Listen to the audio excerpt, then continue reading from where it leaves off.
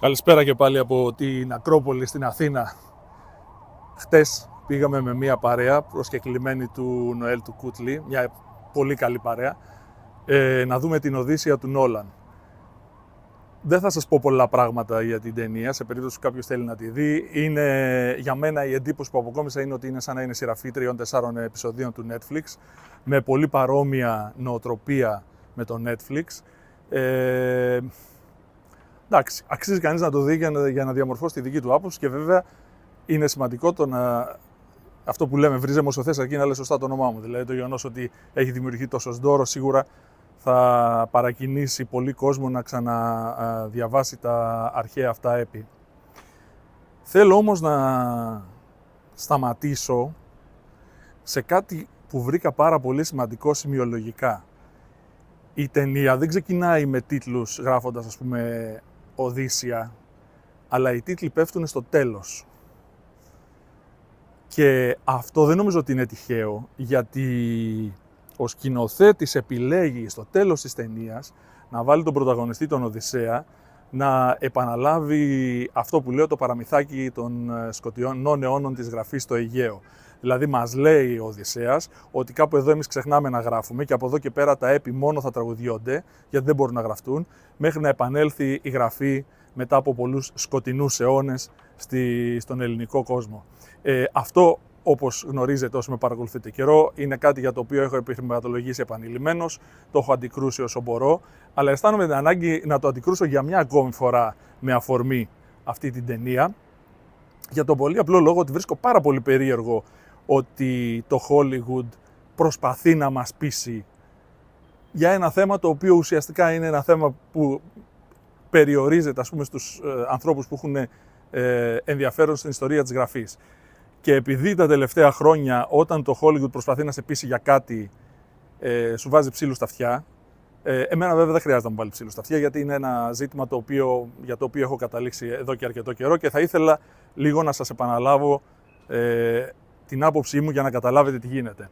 Έχουμε λοιπόν στον ελληνικό χώρο γραφές. Γραφές που ξέρουμε σίγουρα ότι γράφουν ελληνικά, έτσι, γιατί γραφές στον Αιγαιακό χώρο, στην Αιγαία Ανατολία, που είναι ένας ενιαίος χώρος κατά την άποψή μου ήδη από τα νεολιθικά χρόνια, έχουμε πάρα πολλές. Ξέρουμε λοιπόν ότι ξεκινάει κάπου το 15ο αιώνα, 15ο αιώνα η γραμμική Β, και μετά έχουμε την άλωση της Τρίας, ηλίου άλωσης που λέγανε οι αρχαίοι μόν πρόγονοι, η οποία και πάλι κατά την άποψή μου, που συμπίπτει με αρκετούς άλλους, γίνεται περίπου στο πέρασμα από το 13ο στο 12ο αιώνα, την περίφημη περίοδο των τριών εκλήψεων, για όσους έχετε διαβάσει παλιότερα άρθρα μου, και όχι μόνο δικά μου, και άλλοι το είπανε πρώτοι για τις δύο εκλήψεις, εγώ προσέθεσα την έκλειψη του Παλαμίδη. Έχουμε λοιπόν, φτάνουμε μεταξύ 13ου και 12ου αιώνα που έχουμε ένα σημαντικό γεγονός που είναι η άλωση της Τρίας, και μετά ξεκινάει μια περίοδος που τη λέμε ταραχών στον ελλαδικό χώρο, πέφτουν τα ανάκτορα, έχουμε διάφορες αναταραχές οι οποίες περιγράφονται και στην αρχαία γραμματεία.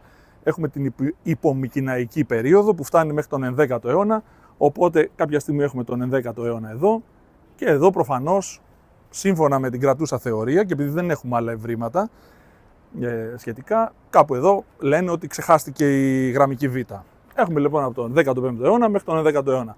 Και μετά σου λέει το αλφάβητο, τα πρώτα αποδεδειγμένα, οι πρώτες αποδεδειγμένες επιγραφές, τα πρώτα αποδεδειγμένα μνημεία που έχουμε για το αλφάβητο είναι στον 8ο αιώνα. Άντε πες βαριά στον 9ο, ανάλογα ποιον ρωτάς, αλλά ας πούμε ότι είναι στον 8ο. Οπότε σου λέει από τον 11ο μέχρι τον 8ο, κύριοι Έλληνες, εσείς δεν ξέρατε να γράφετε. Είχατε σκοτεινούς αιώνες, εδώ ξεκινάει το αλφάβητο, φτάνει μέχρι σήμερα, έτσι. Και αυτή είναι η πιο διαδεδομένη θεωρία. Και είναι η θεωρία που όταν τόλμησα επί κορονοϊού να την αμφισβητήσω, έχασα και πολλούς φίλους, οι οποίοι τότε μου λέγανε ότι αυτά που λες, γιατί εγώ λέω ότι δεν υπάρχουν σκοτεινοί αιώνες και θα σας εξηγήσω γιατί. Τέλος πάντων, ο κόσμος, ο καθένας κάνει τις επιλογές του, δεν υπάρχει θέμα. Εδώ λοιπόν, σε αυτούς τους σκοτεινούς αιώνες, σου λέει: εδώ λοιπόν έχεις τα μικηναϊκά, τα οποία σου αναγνωρίζουμε ότι είναι ελληνικά, και εδώ έχεις το αλφάβητο, που σου αναγνωρίζουμε ότι είναι το αλφάβητο. Με πολύ αυστηρές μεθόδους. Στο ενδιάμεσο έχεις ξεχάσει να γράφεις. Είναι έτσι όμως? Όχι, δεν είναι. Γιατί αυτό ισχύει, δηλαδή δεν έχουμε ευρήματα μόνο από τον κυρίως ελλαδικό χώρο.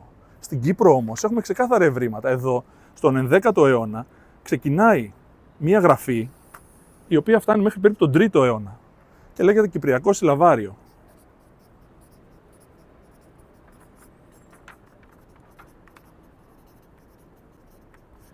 Κάποιοι τη λένε και γραμμική γάμα. Η γραμμική C. Οπότε, για ποιους κοντινούς αιώνες μιλάμε, ρε παιδιά? Αφού μέχρι τον 11ο αιώνα έχουμε τη γραμμική Β και σίγουρα από τον 11ο αιώνα και μετά έχουμε το κυπριακό συλλαβάριο. Άρα από πού προκύπτει ότι ο ελληνικός κόσμος ξέχασε να γράφει? Δεν ξέχασε.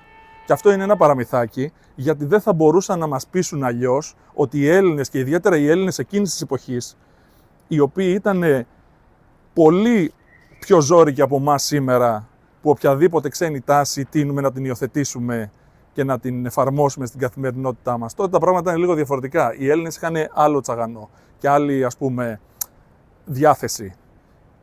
Εδώ λοιπόν, με βάση αυτά δεν είναι πράγματα τα οποία δεν είναι κοινώς αποδεκτά. Αυτά είναι κοινώς αποδεκτά από όλους τους αρχαιολόγους.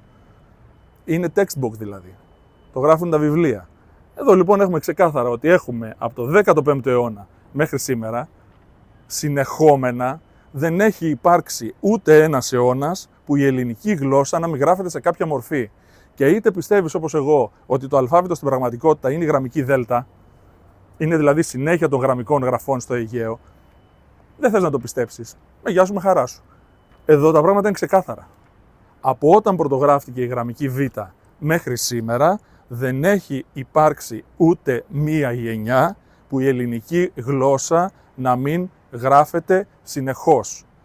Πηγαίνετε δείτε την ταινία αν θέλετε, δείτε τι λέει στο τέλος, αλλά να θυμάστε ότι αυτό που λέει δεν ισχύει, είναι παραμύθι.